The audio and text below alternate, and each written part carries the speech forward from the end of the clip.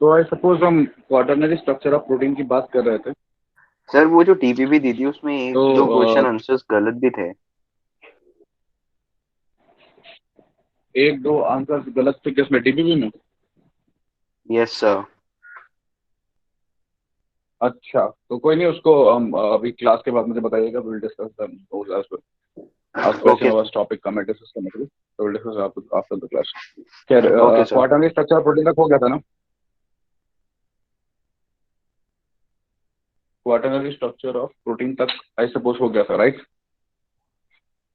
Yes sir. Yes sir, yes sir.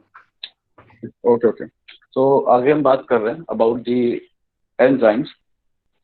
And देखिए, protein की importance की बात की जाए तो प्रोटीन्स, आपको पता है कि are the functional unit of cell. सारे फंक्शन प्रोटीन पे ही डिपेंडेंट रहते हैं, approximately all the functions of a cell.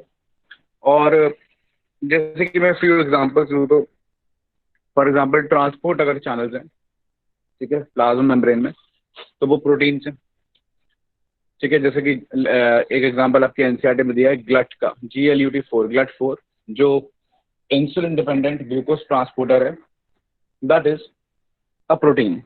And not just glut 4, glut 1, glut 2, glut 3, even glut 5, ये सभी ट्रांसपोर्टर्स क्या है, प्रोटीन्स हैं। इसके अलावा रिसेप्टर्स की बात करें, जैसे कि GPCR रिसेप्टर्स, ठीक है ना, जी प्रोटीन कपल रिसेप्टर्स, और tyrosine kinase receptors, T cell receptors, B cell receptors, सब प्रोटीन्स हैं। CD4+ receptors. इसके अलावा एंटीबॉडीज, अब आपको बताया कि that proteins, immunoglobulins, globulin type of protein,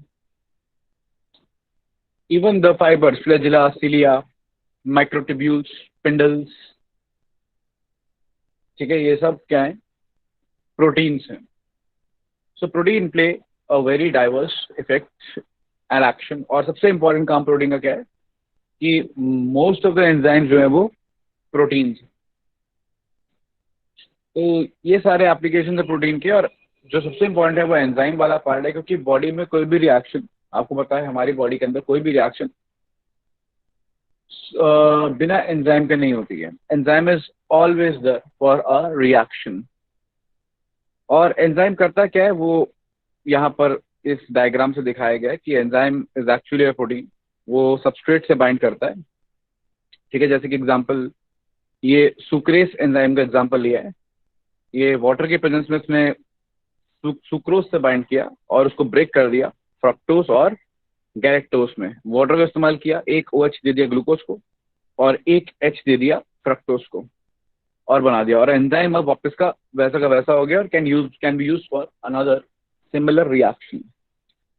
सो यही है एंजाइम का एक्शन कि वो बाइंड करता है। और हाँ, जिस जगह पर सबस्ट्रेट बाइंड कर रहा है एक एंजाइम से, उस जगह को हम एक्टिव साइट बुलाते हैं, ठीक। तो that is known as the active site. और अगर कोई और साइट होती है जहां से उस एंजाइम की एक्टिविटी को कंट्रोल किया जा सकता है, या तो उसे इनएक्टिवेट कर दिया या टेम्परली एक्टिवेट कर दिया, तो फिर हम उस साइट को एलोस्टेरिक साइट बोलते हैं। तो active site is different from allosteric site. Active site is a site where substrate binds to form the product.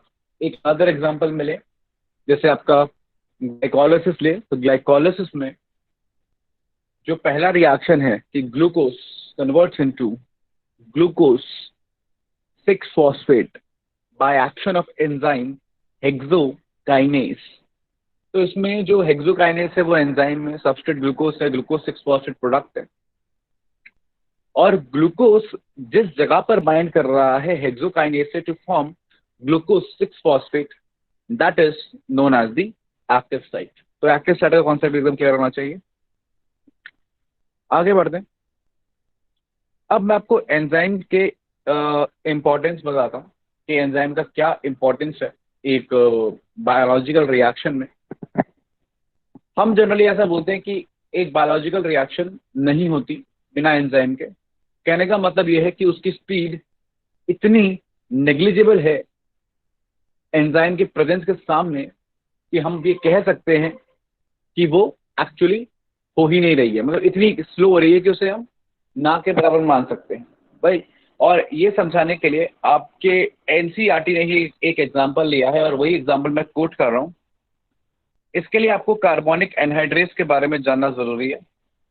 Carbonic anhydrase एक ऐसा एंजाइम है जो कि कार्बन और वाटर के मॉलिक्यूल्स को मिला के HCO3 माइनस और H प्लस बनाता है। मतलब CO2H2O से H2CO3 बनता है जो ब्रेक कर जाता है। This reaction is in this direction, मैं बताता हूँ। पहले ये होता है, फिर ये होता है। So that is the way reaction is proceeding. CO2 plus H2, H2CO3, और वो ब्रेक करके बन गया HCO3 minus and H plus. अब ये जो HCO3 माइनस है, this is actually the bicarbonate ion, और ये प्लाज्मा में जाकर सोडियम या पोटेशियम से बाइंड करके ट्रांसपोर्ट होता है बॉडी में। तो कहने का मतलब ये है, ये रिएक्शन किस में हेल्प कर रही है? CO2 ट्रांसपोर्ट में हेल्प कर रही है। मतलब कि जैसे टिश्यू से CO2 आरबीसी ने उठाया, तो आरबीसी के अंदर ये एंजाइम रहता है, ठीक है, आरबीसी के अंदर ये एंजाइम रहेगा, और ये एंजाइम बना देगा HCO3 माइनस, जो कि प्लाज्मा में चला जाएगा, और प्लाज्मा में बाइकार्बोनेट आयन की फॉर्म में ये ट्रांसपोर्ट होगा पूरी बॉडी के अंदर। मतलब ट्रांसपोर्ट होगा बॉडी के अंदर, क्या ट्रांसपोर्ट होगा? एल्वेलाई की तरफ। और करीब करीब 70% ऑफ द कार्बन डाइऑक्साइड इसी फॉर्म में क्या होती है? ट्रांसपोर्ट होती है। और ये आप जानते हैं रेस्पिरेटरी, तो रेस्पिरेटरी से लिंक्ड है कार्बोनिक एनहाइड्रेस। और ये जो एंजाइम है दोनों डायरेक्शन में काम कर सकता है। अभी तो आप देख रहे हो कि इसने इस तरीके से काम किया। अब मान लो कि इसी को रिवर्स कर दें तो आप क्या देखेंगे? जब ये HCO3 माइनस पहुंचता है कहाँ पर? एल्वेलाई के पास, लंग्स के पास। तो अब इस HCO3 माइनस माइनस में से CO2 को लंग्स में जाना है ताकि वो बाहर एक्सेल हो सके। तो फिर ये सारी रिएक्शन उल्टी होने लगती है। किस तरीके से? कि ये HCO3 माइनस आरबीसी के अंदर आता है, ठीक है, और अंदर आने के बाद ये अंदर आता है, सॉरी, अंदर आने के बाद दोनों जुड़ जाते हैं और बनाते हैं H2CO3, और फिर H2CO3 ब्रेक कर जाता है H2O और CO2 में, और ये CO2 लंग्स में जाके फिर आगे लिबरेट हो जाती है। तो कहने का मतलब ये है कि इस कार्बोनिक एनहाइड्रेस दोनों डायरेक्शन में काम कर सकता है, डिपेंडिंग कि कौन सी जगह है। अगर वो जगह आपका ये एल्वेलाई के पास है तो CO2 बन के लंग्स में चली जाएगी, और अगर वो जगह टिश्यू के पास है तो वो HCO3 माइनस बन के प्लाज्मा में डिजोल्व होके वो लंग्स तक आ जाएगा, मतलब कि एल्वेलाई की ब्लड कैपिलरीज तक आ जाएगा। और एल्वेलाई की ब्लड कैपिलरी से लंग्स में जाने के लिए यही रिएक्शन रिवर्स होके CO2 बना देगी। So that is the importance of HC3O this carbonic anhydrase. I suppose ये बातें आपको क्लियर है। नाउ कॉन्सेप्ट ये है कि एनसीईआरटी ये सिंपल सिंपल कोट करती है कि जब कार्बोनिक एनहाइड्रेस होता है तो H2CO3 बनता है CO2 प्लस H2O में, और जो रेट ऑफ रिएक्शन है कि किस स्पीड से बनता है, उस स्पीड को बोलते हैं 200 मॉलिक्यूल पर आवर। मतलब 1 घंटे में 200 मॉलिक्यूल बनते हैं H2CO3 माइनस के। नाउ ये तब जब कार्बोनिक एनहाइड्रेस प्रेजेंट नहीं होता है। मतलब कार्बोनिक एनहाइड्रेस प्रेजेंट हो चाहे ना हो, H2 और CO2 कंबाइन करके H2CO3 बना सकते हैं। जब कार्बोनिक एनहाइड्रेस नहीं है तो रिएक्शन स्पीड है 200 मॉलिक्यूल्स पर आवर। नाउ जब कार्बोनिक एनहाइड्रेस प्रेजेंट होता है तो ये सेम स्पीड थोड़ी बढ़ जाती है और हो जाती है 6 × 10⁵, दैट इज 6 लाख मॉलिक्यूल पर सेकेंड। मतलब 200 मॉलिक्यूल पर आवर से स्पीड कन्वर्ट हो गई 6 लाख मॉलिक्यूल पर सेकेंड में। जो, और अब मैं 6 लाख मॉलिक्यूल पर सेकेंड को अगर कंपेयर करूं 200 मॉलिक्यूल पर आवर से, तो कोई भी एक समझदार इंसान मुझे बता देगा कि 200 molecule per hour is negligible in front of 6 lakh molecule पर सेकेंड। तो यही एंजाइम की इंपॉर्टेंस है, वो स्पीड ऑफ रिएक्शन को बहुत ही ज्यादा स्पीड से बढ़ा देता है। अब ऐसा होता क्यों है? ऐसा इसलिए होता है, आइए अब इसको समझते हैं। ये सारा कॉन्सेप्ट रिलेटेड है एक्टिव, सॉरी, ये सारा का सारा कॉन्सेप्ट रिलेटेड है एक्टिवेशन एनर्जी से। अब क्या होता है कि आप जैसे कि ये एक सिंपल सी रिएक्शन देखें, जैसे कि ये रेड वाला लाइन देख रहे हैं आप, एक सिंपल सी रिएक्शन देखें तो इसमें एक तरफ तो रिक्वायर्ड एनर्जी है, पोटेंशियल एनर्जी है, और एक तरफ रिएक्शन का प्रोग्रेस है। तो आप देख रहे हैं कि और ये सबस्ट्रेट है और यहां पर प्रोडक्ट है। तो जैसे सबस्ट्रेट से प्रोडक्ट पे रिएक्शन मूव करी तो ये एक हाई लेवल पे गई, फिर लो लेवल पे आई। ठीक है, नाउ चलिए, ये तो वो बात है जहां पर प्रोडक्ट लोअर एनर्जी पे, मतलब एक एक्सोथर्मिक रिएक्शन है। अब आप देख रहे हो, मैंने ये वाला एग्जांपल क्यों लिया, क्योंकि एनसीईआरटी से रिलेटेड है। इसमें आप क्या देख रहे हो, देखने वाली चीज ये है कि ये एक एक्सोथर्मिक रिएक्शन, मतलब इस रिएक्शन में एनर्जी रिलीज हो रही है क्योंकि सबस्ट्रेट हाई एनर्जी पे है और प्रोडक्ट का है लो एनर्जी पे है। तो देखने वाली इसमें बात ये है, ठीक है, कि ये जो रिएक्शन है ये इस तरीके से भी आ सकती थी, सीधा ऐसी डायरेक्शन में, और बची हुई एनर्जी लिबरेट हो जाती। लेकिन ये रिएक्शन सीधा ऐसे नीचे ना आके, ठीक है, पहले ऊपर गई है और फिर नीचे आई है। यही इंपॉर्टेंट कॉन्सेप्ट है कि कोई भी सबस्ट्रेट जब प्रोडक्ट बनता है, चाहे वो एंडो हो चाहे वो एक्सोथर्मिक रिएक्शन हो, वो सीधा जाके प्रोडक्ट नहीं बन जाता। हर सबस्ट्रेट एक हाई एनर्जी इंटरमीडिएट बनाता है जिसे हम ट्रांजिशन स्टेट बोलते हैं। जिसे हम क्या बोलते हैं, ट्रांजिशन स्टेट। तो एनर्जी चाहिए होती है ट्रांजिशन स्टेट में पहुंचने के लिए। अब उस ट्रांजिशन स्टेट में पहुंचने के बाद रिएक्शन की मर्जी है कि वो वापस सबस्ट्रेट की फॉर्म में डाइवर्ट कर जाए या प्रोडक्ट की फॉर्म में क्या कर जाए, डाइवर्ट कर जाए। तो हर रिएक्शन में चाहे सबस्ट्रेट की एनर्जी हाई हो चाहे लो हो, चाहे प्रोडक्ट की हाई या लो हो, एक हाई एनर्जी स्टेट आनी जरूरी है जिसको हम ट्रांजिशन स्टेट बोलते हैं। इस ट्रांजिशन स्टेट पे पहुंचने के लिए जो एनर्जी लगती है वही वो एनर्जी है जो एक रिएक्शन कराने के लिए इंपॉर्टेंट है, और उसी एनर्जी को हम बोलते हैं the activation energy. Clear point? तो activation energy is energy required for a substrate to reach transition state from where it may form the product. ठीक है, so that is all about the transition state।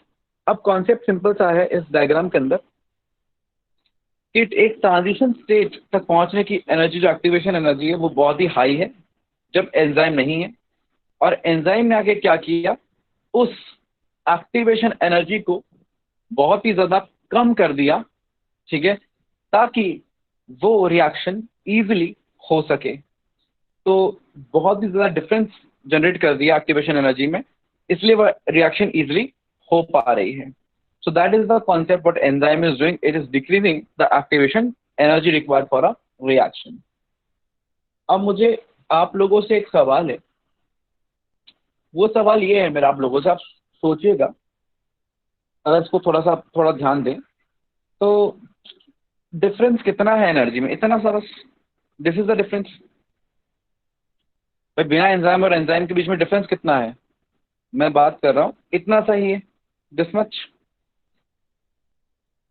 तो क्या हमारी body इतनी कमजोर है या हमारी बॉडी क्या इतनी ही खराब है कि वो बस इतने से डिफरेंस की वजह, इस तरह से डिफरेंस क्लियर नहीं कर सकती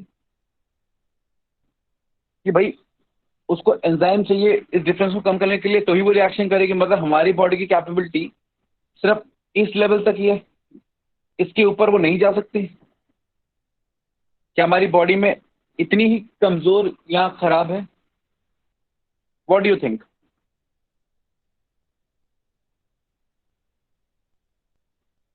ये हम बोल रहे हैं कि एक्टिवेशन एनर्जी कम हो गई तो एंजाइम ने रिएक्शन कर दी, इसका मतलब हमारी बॉडी इस लेवल के ऊपर ही नहीं जा सकती?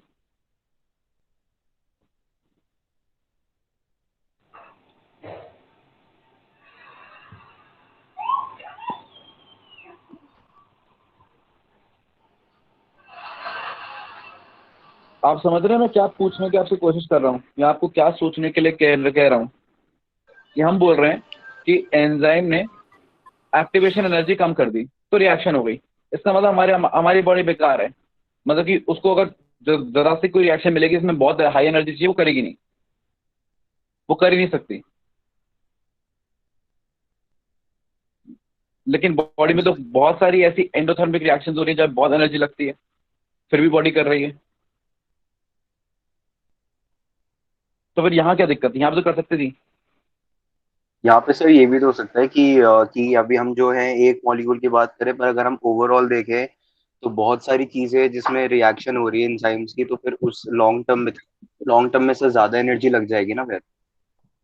वो तो ठीक है, लेकिन सिर्फ जरा सा तो डिफरेंस है, कितना डिफरेंस है, थोड़ा है तो डिफरेंस है।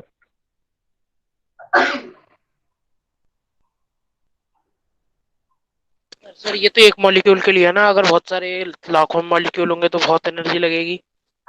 बहुत ही बढ़िया बात है तुम्हारी, लेकिन हम लाखों ग्लूकोज भी तो खा रहे हैं ना। 1 ग्राम ग्लूकोज के अंदर एवोगाड्रो नंबर तुमको पता ही है। आपने 1 ग्राम ग्लूकोज खाया तो आपको वो एवोगाड्रो नंबर पता है कितना होता है, 6 पॉइंट × 10⁻23, उतने ग्लूकोज मॉलिक्यूल खाते हैं हम। और एक ग्लूकोज से 32 ATP आते हैं, तो 32 इंटू वो एवोगाड्रो नंबर, वो एनर्जी मिलती है हमें 1 ग्राम ग्लूकोज से। तो ऐसा बहुत एनर्जी हमारे पास खूब सारी होती है।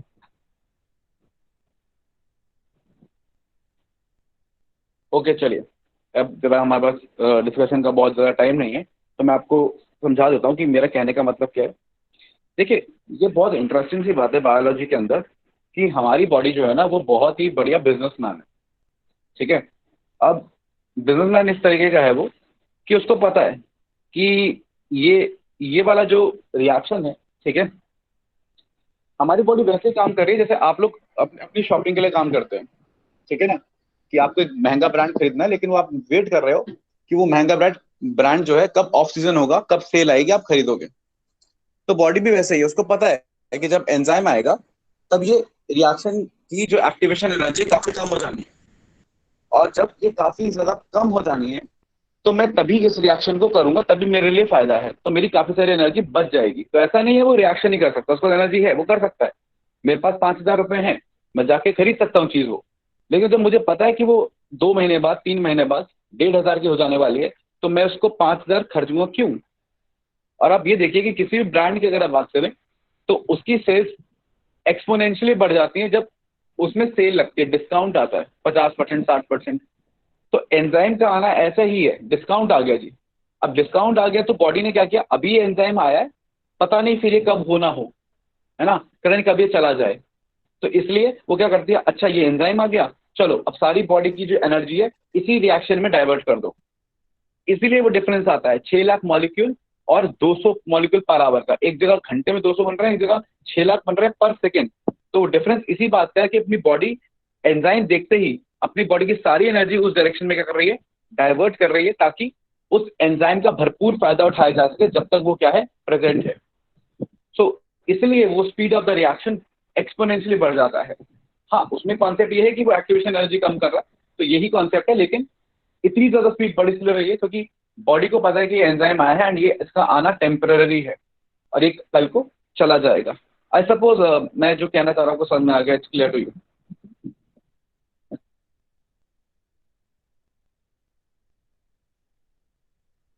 आगे बात करें।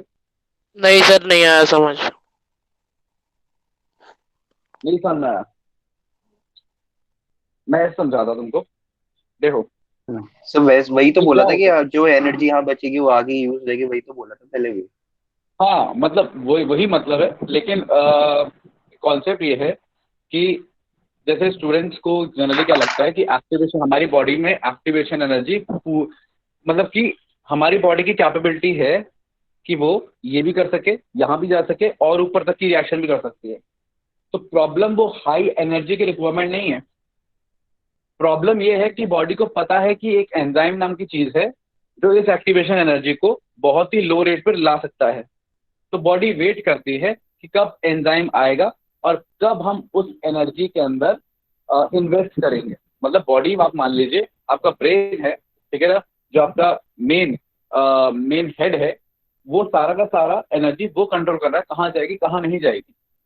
तो बॉडी अपनी एनर्जी वेस्ट नहीं करती एक पर्टिकुलर रिएक्शन को करने में जब एंजाइम नहीं है। क्यों? क्योंकि तब उसका उसकी रिक्वायरमेंट हाई है, मुझे ज्यादा खर्चा करना पड़ेगा। लेकिन जब एंजाइम प्रेजेंट है तो खर्चा मुझे काफी कम करना पड़ेगा। तो क्या करती है, अभी बाकी चीजें रुक जाओ, अभी एंजाइम आया, चलो इस वाले एंजाइम के साथ को एनर्जी दे देते हैं ताकि ज़्यादा से ज़्यादा प्रोडक्ट बना लेते हैं, क्योंकि अभी टाइम है। हो सकता है वो एंजाइम बाद में डिग्रेड हो जाए या ख़त्म हो जाए, तो इसीलिए उस पर्टिकुलर टाइम पे जब एंजाइम आता है तो सारा जो मैक्सिमम एनर्जी है तभी बॉडी उस वाली रिएक्शन को देती है, वरना नहीं देती। इसलिए हम बोलते हैं कि एंजाइम है तो रिएक्शन होगी, और एंजाइम नहीं है तो रिएक्शन नहीं होगी। That is the reason. वो बॉडी बिना एंजाइम के भी रिएक्शन कर सकती है, उसमें बहुत एनर्जी है, लेकिन वो नहीं करती क्योंकि उसको पता है कि वो सस्ते में भी काम चल सकता है। So that is the concept I suppose. चलिए आगे बात करें। Yes sir. Yes sir, yes sir. Okay, अब अगला जो कॉन्सेप्ट है वो इफेक्ट ऑफ एंजाइम का है। अब आपको पता है कि एंजाइम एक्चुअल में क्या है। एंजाइम एक प्रोटीन है, तो जितने फैक्टर्स एक प्रोटीन के, अच्छा ये भी आपको पता है कि प्रोटीन फंक्शन करता है अपने 3D स्ट्रक्चर में, तो जितने फैक्टर्स एक प्रोटीन के 3D स्ट्रक्चर को बदलने के लिए रिस्पॉन्सिबल हो सकते हैं, वो सारे के सारे एंजाइम की एक्टिविटी को इफेक्ट कर सकते हैं। भाई एंजाइम का 3D स्ट्रक्चर बदलेगा तो उसकी एक्टिविटी बदलेगी। क्यों? क्योंकि लॉक एंड की हाइपोथेसिस है, ठीक है ना। एंजाइम को हमने टेम्परेचर बढ़ा दिया, अब टेम्परेचर बढ़ा दिया तो मॉलिक्यूल्स के पास एनर्जी आ गई। उस टेम्परेचर पे उस एंजाइम ने अपना स्ट्रक्चर बदल लिया। अब स्ट्रक्चर बदल लिया तो वो उतने हाई एफिशिएंसी से सबस्ट्रेट से बाइंड नहीं कर रहा जितनी एफिशिएंसी से पहले कर सकता था, या टेम्परेचर लो हो गया, ठीक है ना, दोनों ही केसेस में। या आपने पीएच बढ़ा दिया। अब पीएच बढ़ाना है घटाना, क्या हुआ, H प्लस आयन की कंसेंट्रेशन बढ़ाना है घटाना। उस केस में भी क्या होगा, H प्लस वाले जो इंटरेक्शन है, आयनिक इंटरेक्शन है, हाइड्रोजन बॉन्ड्स हैं, उसमें इफेक्ट पहुंचेगा, एंजाइम का स्ट्रक्चर बदलेगा और एंजाइम अपना फंक्शन या तो लॉस कर देगा, ठीक है, या कम कर देगा, ठीक है, या ज्यादा भी कर सकता है, डिपेंडिंग ऑन की पीएच हम किस डायरेक्शन में किस तरीके से बढ़ा रहे हैं। खैर, तो कॉन्सेप्ट ये है कि एंजाइम और substrate binding in lock and की हाइपोथेसिस है, और एक पर्टिकुलर स्ट्रक्चर ऐसा है जो एकदम सबसे बढ़िया है। मतलब कि सबसे बढ़िया का मतलब कि ये बेस्ट स्ट्रक्चर है, ये बेस्ट है, इसमें बेस्ट फिटिंग होगी सबस्ट्रेट और एंजाइम की। उसको हम ऑप्टिमम स्ट्रक्चर बोल रहे हैं, ऑप्टिमम बाइंडिंग बोल रहे हैं। अब वो जो स्ट्रक्चर है एंजाइम का, वो डिपेंडेंट है पीएच और टेम्परेचर में। मतलब किसी भी एंजाइम का बेस्ट जो स्ट्रक्चर होता है सबस्ट्रेट से बाइंड करने का, वो एक at a particular temperature and at a particular pH होता है, ठीक है। फॉर एग्जांपल अगर हम पेप्सिन की बात करें तो उसका जो स्ट्रक्चर है, बेस्ट स्ट्रक्चर है, वो 1.5 से 2 पीएच पर उसका बेस्ट स्ट्रक्चर होता है, जिससे वो प्रोटीन से बाइंड कर सकता है। अब इसी पीएच को जब आप ज्यादा लेके जाओगे, मान लीजिए पीएच पेप्सिन की बाइंडिंग के लिए 1.5 जो है वो क्या है, ऑप्टिमम है। तो आप 1.5 से जब 2.5 पे जाओगे, 3.5 पे जाओगे, 4.5 पे जाओगे, तो बट ऑब्वियसली जो एक्टिविटी है वो कम होगी। और 1.5 से जब पीछे की तरफ आओगे, आप 1 पे आओगे, 0.5 पे आओगे, 0.2 पे आओगे, तो भी एक्टिविटी क्या होगी, कम होगी। जैसे कि हम सलाइवरी अमाइलेज की बात करें तो सलाइवरी अमाइलेज का ऑप्टिमम पीएच 6.8 है। अब 6.8 से आप 7.8 पे गए, 8.8 पे गए, तो जो एक्टिविटी है वो पीएच के साथ क्या होगी, डिक्रीज होगी। और वही आप 5.8 4.8 पे है तो भी एक्टिविटी क्या होगी, डिक्रीज होगी। इसका मतलब सिंपल सा है। अच्छा, अब यही अगर सलाइवरी अमाइलेज की बात करें सेम कॉन्टेक्स्ट में, अगर आप 4.8 पे थे और आपने पीएच 4.8 से 5.8 किया तो एक्टिविटी बढ़ी, 5.8 से 6.8 किया तो एक्टिविटी बढ़ी। अगर पीएच 8.8 था, 8.8 से 7.8 आए, एक्टिविटी बढ़ी, 7.8 से 6.8 आए तो भी एक्टिविटी बढ़ी। तो सिंपल सा कॉन्सेप्ट है, अगर पीएच ऑप्टिमम की डायरेक्शन में मूव कर रहा है, टुवर्ड्स ऑप्टिमम जा रहा है, तो एक्टिविटी बढ़ेगी, और अवे फ्रॉम द ऑप्टिमम जा रहा है तो फिर एक्टिविटी डिक्रीज होगी। तो हम ये नहीं कह सकते कि पीएच बढ़ाने से एक्टिविटी बढ़ती है, पीएच घटाने से एक्टिविटी बढ़ती है, नहीं। हम ये बोलते हैं कि ऑप्टिमम से अगर आप चाहे बढ़ा रहे हो चाहे घटा रहे हो, एक्टिविटी डिक्रीज होगी। ऑप्टिमम की तरफ लेके जा रहे हो तो एक्टिविटी क्या होगी, इंक्रीज होगी। और सेम हर एक एंजाइम का अपना अपना ऑप्टिमम क्या होता है, अलग होता है, पीएच के लिए भी और टेम्परेचर के लिए भी। भाई फॉर एग्जांपल बात करूं अगर हमारे डीएनए पॉलीमरेज की बात की जाए तो हमारे डीएनए पॉलीमरेज का ऑप्टिमम 37 डिग्री सेल्सियस है, क्योंकि हमारे बॉडी सेल्स में जनरली वही बॉडी में वही टेम्परेचर रहता है। तो हमारा DNA polymerase 37 degree Celsius is an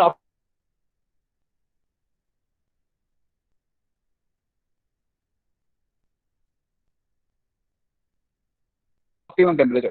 वहीं पे अगर हम थर्मस एक्वाटिकस की बात करें, जो एक बैक्टीरिया है, थर्मोफाइल है, ठीक है, हमारे डीएनए पॉलीमरेज को आप 72 पे लेकर जाओगे तो वो डिग्रेड कर जाएगा, नॉन फंक्शनल हो जाएगा। और उसके डीएनए पॉलीमरेज को 72 वाले को अगर आप 36 पे लेके आओगे तो वो भी नॉन फंक्शनल हो जाएगा, ठीक है। तो या 94 96 पे लेके जाओगे तो वो भी नॉन फंक्शनल हो जाएगा। तो टेम्परेचर और पीएच दोनों एक तरीके से ही काम करते हैं, एक फिक्स ऑप्टिमम होता है। जैसे कि सिलाइवरी माइलेज का ऑप्टिमम है अगेन 37, तो 37 से 47 जाओ, 57 जाओ, एक्टिविटी कम, 37 से 27 आओ, 17 आओ, एक्टिविटी कम। यही आप 17 से 27 जाओ तो एक्टिविटी बढ़ेगी, 27 से 37 जाओ एक्टिविटी बढ़ेगी, 47 से 37 आओ एक्टिविटी बढ़ेगी। मतलब आप 37 की तरफ आ रहे हो तो एक्टिविटी बढ़ेगी, और 37 से दूर जा रहे हो तो एक्टिविटी क्या होगी, कम होगी। और मैक्सिमम किस पे होगी, 37 पे होगी फॉर सलाइवरी अमाइलेज। लेकिन वो एंजाइम टू एंजाइम क्या करेगा, वेरी करेगा। So that is about the temperature and a pH, ठीक है। और एक जनरल सा रूल है, थंब रूल है आपके एनसीईआरटी में गिवन है कि हर 10 डिग्री चेंज के लिए या तो एक्टिविटी डबल हो जाती है या आधी हो जाती है। भाई सिंपल सा एग्जांपल लेता हूँ, सलाइवरी अमाइलेज मान लेते हैं कि 27 डिग्री सेल्सियस पे 10 मॉलिक्यूल ब्रेक कर रहा है स्टार्च के पर सेकेंड, स्पीड है 10 मॉलिक्यूल पर सेकेंड एट 27 डिग्री सेल्सियस। अब ऑप्टिमम क्या है उसका, 37। तो 27 से 37 पे गए, 10 डिग्री का चेंज आया। ये एक्टिविटी की जो स्पीड है वो 10 मॉलिक्यूल से कितनी हो जाएगी, 20 मॉलिक्यूल पर सेकेंड, ठीक, यानी डबल हो गई। अब वही जब मैं 37 से 47 जाता हूँ तो 10 डिग्री का चेंज आया, लेकिन मैं कहाँ जा रहा हूँ, ऑप्टिमम से दूर, तो एक्टिविटी आधी हो जाएगी, ठीक है। यानी 20 से जो हो चुकी थी 37 पे, उससे वापस कितनी हो जाएगी, 10। और वही मैं 47 से जब 57 जाऊंगा तो 10 की एक्टिविटी कितनी हो जाएगी, 5 हो जाएगी। तो कहने का मतलब ये है कि एक्टिविटी बाय 10 या तो डबल होती है या हाफ हो जाती है, डिपेंडिंग कि आप ऑप्टिमम के तरफ जा रहे हो या ऑप्टिमम से दूर जा रहे हो, पर 10 degree Celsius change in temperature, ये एक जनरल रूल है। क्लियर है पॉइंट। पीएच और टेम्परेचर का रिलेशन, जैसे कि टेम्परेचर के लिए डायग्राम भी बना रखा है, सेम पीएच वाला ही डायग्राम है कि पहले एक्टिविटी बढ़ेगी, ऑप्टिमम आएगा, और फिर ऑप्टिमम आने के बाद एक्टिविटी क्या हो जाएगी, कम हो जाएगी। आई सपोज पीएच और टेम्परेचर का रूल क्लियर है आपको enzyme activity. Yes sir. Yes sir. अगला वाला जो है वो है थोड़ा सा समझने में इम्पोर्टेंट, और that is Michaelis Menten curve. Michaelis Menten curve क्या बता रहा है हमको, ये है सबस्ट्रेट का रिश्ता इसके साथ, एंजाइम के साथ, एंजाइम एक्शन के साथ, ठीक है ना, वेलोसिटी ऑफ द रिएक्शन और सबस्ट्रेट कंसंट्रेशन। अब आपको एक इमेजिनरी एग्जांपल देता हूँ कि हमारे पास लेट्स से 5 टेस्ट ट्यूब है, ठीक है, या लेट्स से हमारे पास 6 टेस्ट ट्यूब हैं। अब क्योंकि हमारे पास 6 टेस्ट ट्यूब हैं, ठीक है, तो उन 6 टेस्ट ट्यूब में एंजाइम की कंसंट्रेशन फिक्स्ड है, ठीक है। सब में 4-4 मॉलिक्यूल एंजाइम है। भाई टेस्ट ट्यूब नंबर 1 में 1 मॉलिक्यूल एंजाइम है, 2 में 2 मॉलिक्यूल एंजाइम है, 3 में 3 मॉलिक्यूल एंजाइम है, 4 में 4 मॉलिक्यूल एंजाइम है, ठीक है। आई एम सो सॉरी, इसको एग्जाम्पल को वापस लेते हैं। आपके 6 के 6 टेस्ट ट्यूब के अंदर 4 मॉलिक्यूल एंजाइम है, मतलब कि पहली वाली जो टेस्ट ट्यूब है उसमें 4 मॉलिक्यूल एंजाइम है, दूसरे वाले टेस्ट ट्यूब में भी 4 मॉलिक्यूल, तीसरी में भी 4 मॉलिक्यूल, मतलब ऐसे 6 टेस्ट ट्यूब है, और 6 के 6 टेस्ट ट्यूब में 4 मॉलिक्यूल एंजाइम है। इतना समझ में आ गया, क्लियर है पॉइंट। Yes sir. ओके, अब मैं क्या कर रहा हूँ, अब मैं इन हर एक टेस्ट ट्यूब के अंदर सबस्ट्रेट डाल रहा हूँ बड़ा बड़ा के। जैसे पहले मैंने टेस्ट ट्यूब नंबर 1 ली तो उसमें एक ही सबस्ट्रेट मॉलिक्यूल डाला, जब दूसरी ली तो उसमें 2 डाले, तीसरी ली तो उसमें 3 डाले, ऐसे छठी ली तो उसमें 6 डाले, और मैं इस हर एक टेस्ट ट्यूब के अंदर speed of the reaction note कर रहा हूँ। नाउ जैसे कि मैं देखूंगा पहली टेस्ट ट्यूब के अंदर जो स्पीड आएगी, क्या लगता है कितनी स्पीड आएगी?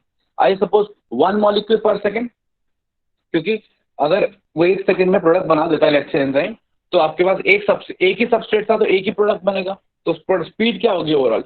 1 प्रोडक्ट पर सेकेंड, यस और no? Yes sir. Yes sir. दूसरी वाली टेस्ट ट्यूब के अंदर स्पीड क्या आएगी?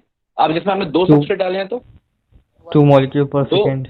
हाँ, दो प्रोडक्ट पर सेकेंड। वैसे ही 3 में 3 प्रोडक्ट पर सेकेंड, 4 में 4 प्रोडक्ट पर सेकेंड, और 5वीं वाली टेस्ट ट्यूब में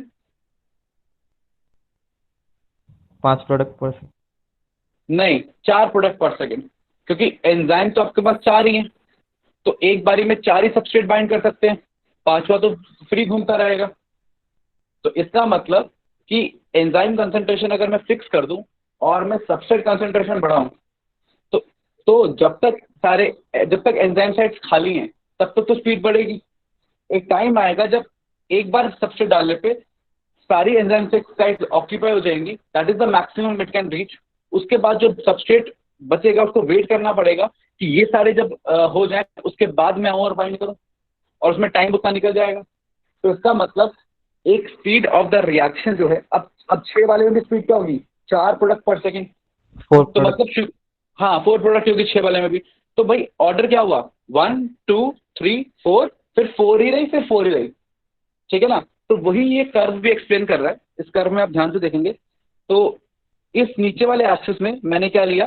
सबस्ट्रेट का कंसंट्रेशन, और इस तरफ ली वेलोसिटी। और क्या देखा? जैसे मैं सबस्ट्रेट कंसंट्रेशन बढ़ा रहा हूँ, वेलोसिटी ऑफ द रिएक्शन बढ़ रहा है, बढ़ रहा है, बढ़ रहा है, बढ़ रहा है। एक पॉइंट आया जब वो मैक्सिमम रीच हो गया, जब सारी एंजाइम साइट्स ऑक्यूपाई हो गई, उसके बाद मैं कितना मर्जी सबस्ट्रेट बढ़ा दूं, इट विल रिमेन कांस्टेंट, क्योंकि उससे ज्यादा एंजाइम हमारे पास है ही नहीं। तो ये जो कर्व है इसको हम माइकलिस मेंटन कर्व बोलते हैं, और ये इंपॉर्टेंट है। क्यों? अभी आपको समझाता हूं। अब इसमें एक दूसरा कॉन्सेप्ट है। दूसरा कॉन्सेप्ट क्या है? वो है Km का। अब Km is Michaelis Menten constant. अब ये Km क्या बताता है? Km वो सबस्ट्रेट की कंसंट्रेशन है जिस पर speed of the reaction half है। स्पीड ऑफ द रिएक्शन क्या है? हाफ। इसका मतलब आप सिंपली कह सकते हैं कि आपको जो मैंने एग्जांपल दिया उसमें जो Km है वो है 2 सबस्ट्रेट के मॉलिक्यूल्स। 2 प्रोडक्ट। हाँ भाई, मैक्सिमम स्पीड क्या थी? 4। तो हमारे वाले एग्जांपल में Km क्या हो गया? 2 सबस्ट्रेट, ठीक है ना? तो Km 2 प्रोडक्ट्स पर सेकंड नहीं है, वो वेलोसिटी के उसका जो वो है वो वेलोसिटी नहीं आएगी, उसकी यूनिट वेलोसिटी नहीं है, उसकी यूनिट क्या है? उसकी यूनिट है कंसंट्रेशन। तो Km is the concentration eight which speed of the reaction is half its maximum. Clear है पॉइंट? आ रही बात समझ में? तो इसका Yes, sir. इंपॉर्टेंस क्या है? Yes sir. अब मान लीजिए, हाँ, अब मान लीजिए 2 आइसोजाइम्स है। आइसोजाइम्स मतलब वो एंजाइम जो सेम रिएक्शन को कैटालाइज करते हैं, ठीक है ना? मान लीजिए 2 आइसोजाइम्स है, एक का Km वैल्यू है 5, ठीक है, कि 5 मोलर, और एक की Km वैल्यू है 7 मोलर। तो आप अपनी रिएक्शन करने के लिए एंजाइम नंबर ए लोगे, 5 वाला लोगे या 7 वाला लोगे?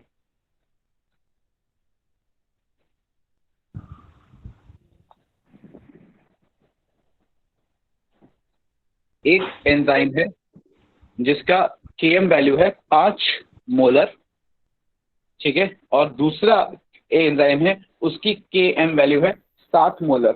Which is a better enzyme? Second. 7 molar वाला। बेटा 5 मोलर वाला। 5 मोलर वाला ना बेटा, 5 मोलर वाला सर। जो कम कंसंट्रेशन पे ज्यादा स्पीड दे। भाई जितना Km कम होगा उसका मतलब क्या है कि आपको कम Km पे ज्यादा स्पीड मिल रही है, because Km is the concentration required to half the speed. जितना ज्यादा Km कम होगा, ठीक है ना, मतलब उतना ही कम कंसंट्रेशन सबस्ट्रेट का चाहिए एफिशिएंटली यूटिलाइज करने के लिए, स्पीड बढ़ाने के लिए, मतलब कम कंसंट्रेशन पे भी अच्छी स्पीड आ रही है। तो अगर आप 2 एंजाइम को कंपेयर करें तो जिसकी Km वैल्यू कम होती है वो वाला जो एंजाइम होता है वो बेटर होता है। भाई फॉर एग्जांपल मैं आपको एक सिंपल सा एग्जांपल देता हूँ।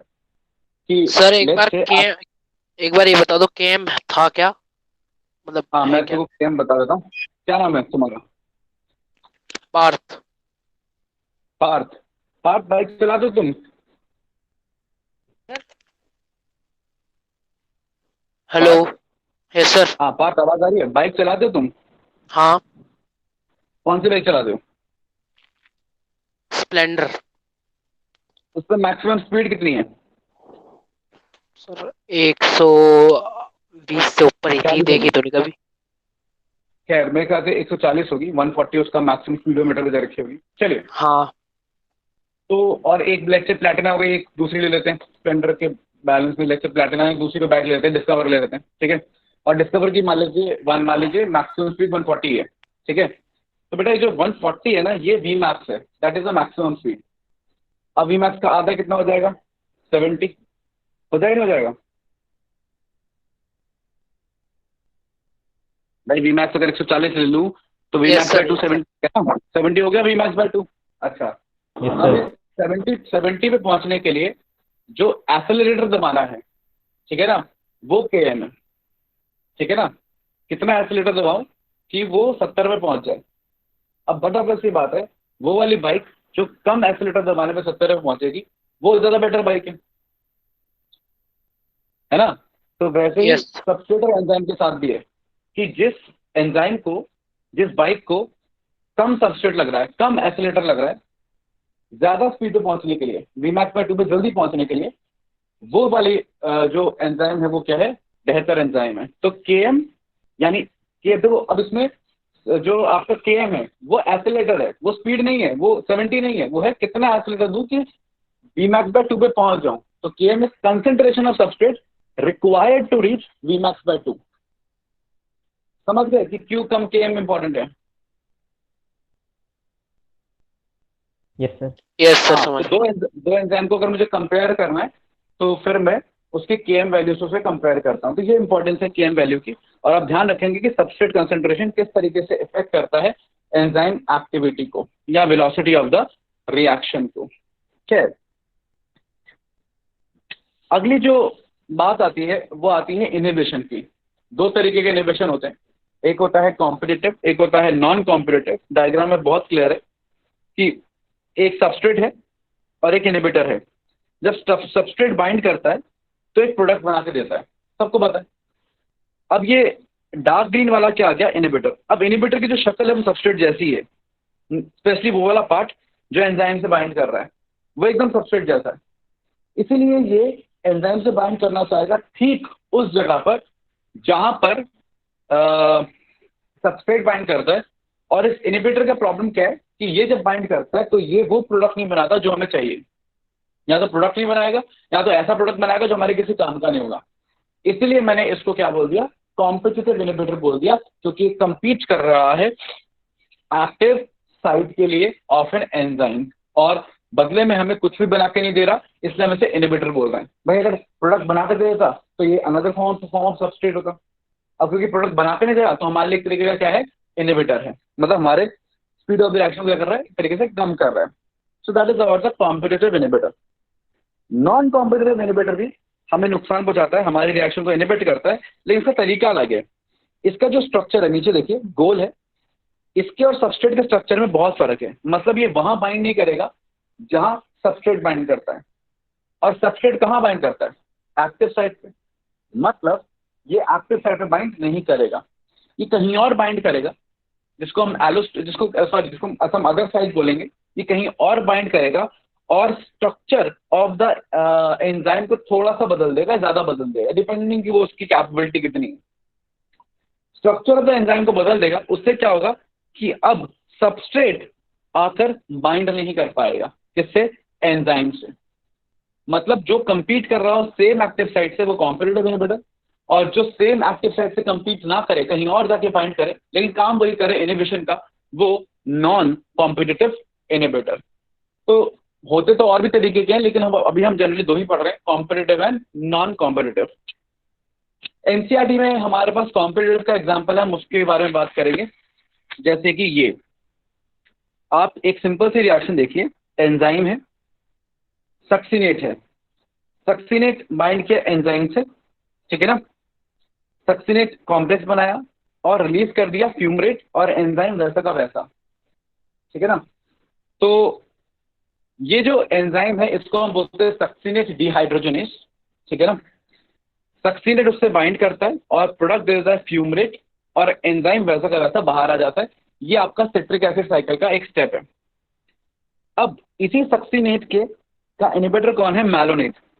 मैलोनेट भी सक्सीनेट डिहाइड्रोजनेस से बाइंड करता है, लेकिन बाइंड करके कोई भी स्पेसिफिक प्रोडक्ट नहीं देता।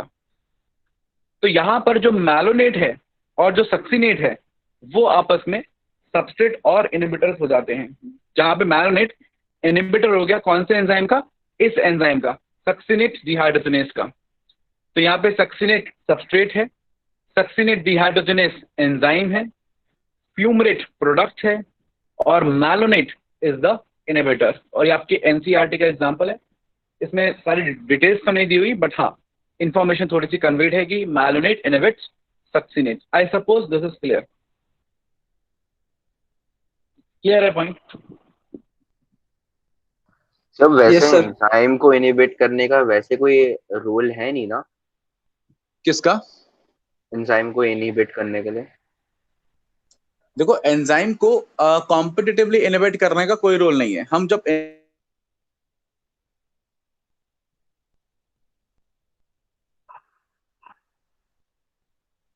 इनहिबिट करते हैं, एंजाइम तो हमारा इनहिबिट होता ही है बॉडी के अंदर, तभी तो रेगुलेशन होगा कि कौन सी रिएक्शन किस डायरेक्शन में जाएगी।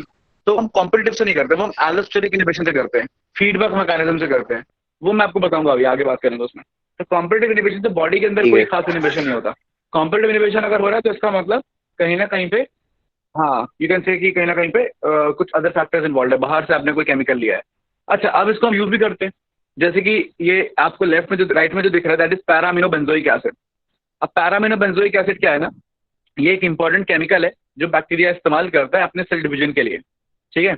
ये केमिकल एक एंजाइम से बाइंड करता है और फिर बैक्टीरिया फॉर्म्स फॉलिक एसिड, और वो आपके बैक्टीरिया के सेल साइकिल के लिए इंपॉर्टेंट है। खैर, मतलब कि आप समझ लीजिए ये केमिकल बहुत ही जरूरी है बैक्टीरिया के लिए। और केमिकल काम कैसे कर रहा होगा? प्रोडक्ट बना के। और प्रोडक्ट कैसे बन रहा होगा? एंजाइम से जुड़ के। तो हमने क्या किया, इसी से मिलता जुलता सल्फर ड्रग बना लिया। भाई स्ट्रक्चर सिमिलर है, वही NH2 वही NH2 वही बेंजीन, बस ऊपर थोड़ा सा डिफरेंस कर दिया, है ना। अब ये जो सल्फर ड्रग है ये मैंने रिलीज कर दिया। अब ये सल्फर ड्रग्स क्या करेंगे? क्योंकि हमने हाई कंसेंट्रेशन में रिलीज किए, तो ये कंपीट करेंगे पैरामिनो बेंजोइक एसिड से, और पैरामिनो बेंजोइक एसिड को बाइंड करने नहीं देंगे, खुद बाइंड कर जाएंगे। अब जब खुद बाइंड कर जाएंगे तो पैरामिनो बेंजोइक एसिड जो प्रोडक्ट बनाने वाला था, जो बैक्टीरिया के लिए यूजफुल था, वो नहीं बनेगा, फॉलिक एसिड। तो वो नहीं बनेगा तो बैक्टीरिया अपना डिवीजन नहीं कर पाएगा, और डिवीजन नहीं कर पाएगा तो उसकी ग्रोथ नहीं होगी, वो मर जाएगा। तो कॉम्पिटिटिव इनिबिशन को हम अपने फायदे के लिए क्या करते हैं, इस्तेमाल भी करते हैं। और जितना ड्रग डिजाइनिंग है, जितना ड्रग डिजाइनिंग की इंडस्ट्री है, वो सब इसी पे काम कर रही है कि कौन से एंजाइम का स्ट्रक्चर क्या है, कि उसका 3D स्ट्रक्चर कैसा है, अब उसमें कौन सी वाली एक्टिव साइट है, किस तरीके का ड्रग बनाए कि वो उससे जाके बाइंड कर जाए। जैसे HIV में आप देखते हो भैया, प्रोटीएस इनहिबिटर चाहिए हमें, या रिवर्स ट्रांसक्रिप्टेस इनहिबिटर चाहिए हमें। भैया वो तो एंजाइम को इनहिबिट करना है ना, रिवर्स ट्रांसक्रिप्टेस को इनहिबिट करना है ना। तो इनहिबिट करने के लिए क्या लेकर आओगे? कोई केमिकल लेकर आओगे, और कोई केमिकल लाने के लिए क्या जानना जरूरी है? Active site. एक्टिव साइट पता लग गई तो वैसा ही केमिकल डिजाइन कर लेंगे, उसको जाके इनहिबिट कर देंगे। खैर, बोलने में बहुत आसान लगता है, लेकिन वही एक प्रोटीन का स्ट्रक्चर निकालना, एक्सट्रैक्ट करना, उसके लिए बेस्ट केमिकल ढूंढना, फिर उसको डिलीवर करना, ये सब चैलेंजेस रहते हैं ड्रग डिजाइनिंग के। तो जितना ड्रग डिजाइनिंग इंडस्ट्री है, कॉम्पिटिटिव इनिबिशन के ऊपर ही क्या है, बेस्ड है। So that is application of competitive inhibition. I suppose ये क्लियर है, आगे बात कर सकते हैं हम। ओके, तो आगे हमारे पास एलोस्टेरिक इनिबिशन है। अब एलोस्टेरिक इनिबिशन क्या है कि हम एंजाइम को इनिबिट करते हैं लेकिन परमानेंट नहीं करते हैं, टेम्पररी करते हैं। मतलब कि एक एलोस्टेरिक इनिबिटर है, जब तक वो बाइंड किया हुआ है तब तक एंजाइम क्या हो गया, इनिबिट। जैसे ही वो दूर हो जाएगा, ठीक है ना, जैसे ही वो दूर हुआ एंजाइम फिर से क्या हो गया, एक्टिव हो गया। या उल्टा भी हो सकता है कि एक केमिकल था, ठीक है ना, तो एलोस्टेरिक केमिकल वो है, या एलोस्टेरिक केमिकल वो है जो बाइंड करके चेंज कर दे एंजाइम को, या तो वो चेंज करेगा एंजाइम को कि वो उसकी एक्टिविटी कम हो जाए, या नीचे वाले एग्जांपल में देखो, बाइंडिंग से एक्टिविटी क्या हो गई, इंक्रीज हो गई। तो अगर एक्टिविटी को इंक्रीज कर रहा है बाइंडिंग से तो उसको एलोस्टेरिक एक्टिवेटर बोलेंगे, और अगर वो इनहिबिट कर रहा है तो उसको एलोस्टेरिक इनहिबिटर बोलेंगे। और ये दोनों काम टेम्पररी होते हैं, और ये दोनों काम आपके रेगुलेशन में क्या करते हैं, मदद करते हैं। और जनरली जो एलोस्टेरिक इनहिबिटर्स होते हैं या एक्टिवेटर्स होते हैं वो बेसिकली क्या होते हैं, या तो प्रोडक्ट्स होते हैं एक ही रिएक्शन के। भाई फॉर एग्जांपल मैं जनरली बात करता हूँ, एक सिंपल सा एग्जांपल लेता हूँ कि ग्लाइकोलिसिस का जो प्रोडक्ट है वो कौन है। ग्लाइकोलिसिस में अल्टीमेटली आपको क्या मिलता है, पायरुवेट। अल्टीमेटली हमारा कर किस लिए, पायरुवेट के लिए कर रहे हैं कि एनर्जी के लिए कर रहे हैं, एनर्जी एटीपी। एटीपी मिलता है। किससे मिलता है, एडीपी से, ठीक है ना, एडीपी से एटीपी मिलता है। ये क्लियर है ना आपको। तो ग्लाइकोलिसिस हम करते हैं एडीपी से एटीपी करने के लिए, ठीक है ना। और आपको पता है कि इसी ग्लाइकोलिसिस के अंदर एक एंजाइम है फॉस्फोफ्रक्टोकाइनेस, पीएफके, ठीक है ना, फॉस्फोफ्रक्टोकाइनेस, ठीक है, जो ग्लाइकोलिसिस में इंपॉर्टेंट स्टेप या रोल प्ले करता है। अब जो एटीपी है ना, जब एटीपी आपके पास ज्यादा हो जाएगा, मतलब कि एटीपी क्या हो गया, बहुत ज्यादा हो गया, मतलब कि अब आपको ग्लाइकोलिसिस की जरूरत है नहीं है, तो फिर एटीपी जाएगा और फॉस्फोफ्रक्टोकाइनेस से बाइंड कर जाएगा, और उसके बाइंड करते ही फॉस्फोफ्रक्टोकाइनेस इनएक्टिवेट हो जाएगा, ग्लाइकोलिसिस रुक जाएगा, क्योंकि एटीपी हमारे पास क्या है, ज्यादा हो गया था, ठीक है। अब स्लोली ग्रेजुअली एटीपी इस्तेमाल होता जाएगा, एटीपी इस्तेमाल होगा। अब इस्तेमाल कैसे होता है एटीपी, ब्रेकडाउन इनटू एडीपी। मतलब एटीपी जब ज्यादा इस्तेमाल हो जाएगा तो आपका एडीपी का कंसंट्रेशन बढ़ जाएगा, और जब एडीपी का कंसंट्रेशन बढ़ जाएगा वो उसका मतलब क्या है कि अब मुझे ग्लाइकोलिसिस चाहिए क्योंकि मुझे वापस एटीपी बनाना है। तो अब एडीपी जाएगा, एडीपी जाके उसी एंजाइम से बाइंड कर जाएगा फॉस्फोफ्रक्टोकाइनेस से, और उसको जाके एक्टिवेट कर देगा, ग्लाइकोलिसिस फिर से चल पड़ेगी, और फिर से आपको क्या मिलने लगेगा, एटीपी। फिर जब एटीपी ज्यादा हो जाएगा फिर ज्यादा एटीपी जाके बाइंड कर जाएगा फॉस्फोफ्रक्टोकाइनेस से और उसे इनहिबिट कर देगा। फिर एटीपी कंज्यूम होने लगेगा, फिर एटीपी बढ़ जाएगा, फिर एटीपी बढ़ेगा, उसको आगे स्टिमुलेट कर देगा। तो कहने का मतलब ये है कि एलोस्टेरिक मॉड्यूलेशन एक रिएक्शन की स्पीड को या उसकी रिक्वायरमेंट को कंट्रोल करता है, तो जिसको हम फीडबैक मैकेनिज्म बोलते हैं। जाके अगर एक्टिवेट कर रहा है एंजाइम को तो पॉजिटिव फीडबैक, और जाके अगर इनहिबिट कर रहा है तो that is known as the negative feedback. तो जो फीडबैक मैकेनिज्म चलते हैं बॉडी में वो चलते हैं by allosteric modification. Clear point? Yes sir. Yes sir. चलिए आगे हम बात करते हैं क्लासेस ऑफ एंजाइम की। अब एंजाइम की 6 क्लासेस हैं, ठीक है, आपको ऑर्डर में याद रखनी है कि क्लासेस को 6 कैटेगरी, सॉरी एंजाइम को 6 कैटेगरी में बाइंड किया है डिपेंडिंग ऑन इट्स फंक्शन। पहली क्लास है ऑक्सीडोरिडक्टेज, दूसरी क्लास है ट्रांसफरेज, क्लास 3 है हाइड्रोलेस, क्लास 4 है लाइएस या के एनसीईआरटी से लिया गया, क्लास 5 है आइसोमरेस, और क्लास 6 है लाइगेस।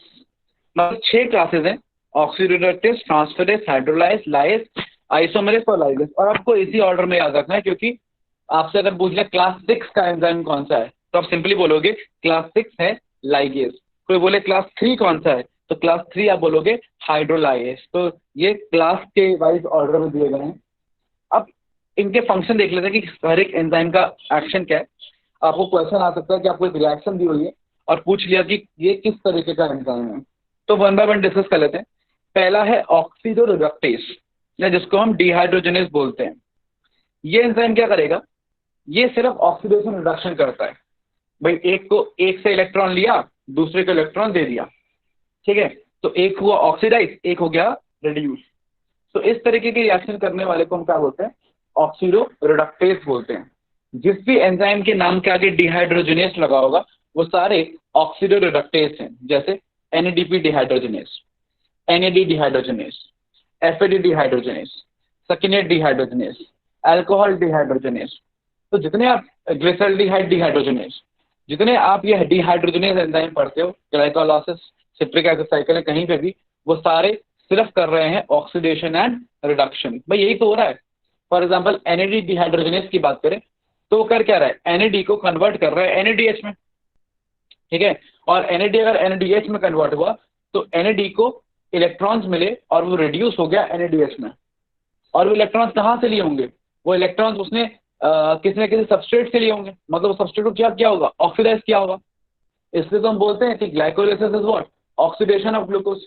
तो धीरे धीरे धीरे क्या हो रहा है, ग्लूकोज ऑक्सीडाइज होता जा रहा है, इलेक्ट्रॉन्स देता जा रहा है, और ये इलेक्ट्रॉन्स आपको पता है कि NADH ले रहा है, और NADH ये इलेक्ट्रॉन्स लेकर माइटोकॉन्ड्रिया में जा रहा है, और माइटोकॉन्ड्रिया में जाके इन इलेक्ट्रॉन्स को ट्रांसपोर्ट कर रहा है इन इलेक्ट्रॉन ट्रांसपोर्ट चेन, और फिर ये इलेक्ट्रॉन्स ट्रांसपोर्ट होके अल्टीमेटली आपको ATP दे रहे हैं by this electron transport chain का अल्टीमेट प्रोडक्ट क्या होता है, ATP, ठीक है ना। तो उसका आखिरी एक्सेप्टर ऑफ इलेक्ट्रॉन, मतलब आखिरी जितने इलेक्ट्रॉन्स है उसकी एनर्जी से अल्टीमेटली मूवमेंट की एनर्जी से अब मिल क्या रहा है आपको, एनर्जी, सॉरी ATP। तो उसकी डिटेल में खैर नहीं जाते, वो आपके रेस्पिरेशन ऑफ प्लांट्स में आएगा, आप पढ़ेंगे। बट मैं तो आपको इतना बता रहा हूँ कि जितने ये डिहाइड्रोजनेस एंजाइम्स हैं ये सारे के सारे ऑक्सीडेशन रिडक्शन कर रहे हैं। दूसरा है ट्रांसफरेज। इसमें क्या है कि एक ग्रुप किसी सबस्ट्रेट के पास था, वो ग्रुप उठाया और उठाकर किसी दूसरे सबस्ट्रेट को दे दिया। भाई फॉर एग्जांपल आपका ग्लाइकोलाइसिस का पहला स्टेप जो हेक्सोकाइनेस है वो ट्रांसफरेज ही तो है। वो क्या कर रहा है, वो ATP से फास्फोरस ले रहा है, ठीक है, और ग्लूकोज को दे रहा है। यही किया ना हेक्सोकाइनेस ने, तो वो क्या हो गया, ट्रांसफरेज। तो इस रिएक्शन में हुआ क्या, ATP से फास्फोरस गया तो ATP कन्वर्ट हो गया ADP में, ठीक, और वही फास्फोरस ग्लूकोज के पास गया तो वो कन्वर्ट हो गया ग्लूकोज 6 फॉस्फेट में। तो इस तरीके का जो स्टेप है वो क्या हो गया, ट्रांसफरेज, ठीक है। तो जितने आपके काइनेसेस हैं, ठीक है ना, जहां भी आप काइनेस वर्ड देख लो वो सारे आपके क्या है, ट्रांसफरेज एंजाइम्स हैं। तीसरा है आपका हाइड्रोलाइसिस। ये आपको पता है कि वो सारे के सारे जो पानी का इस्तेमाल कर रहे हैं ब्रेक करने के लिए, लाइस मतलब ब्रेक करना, और पानी का इस्तेमाल करेंगे तो हाइड्रोलाइसिस।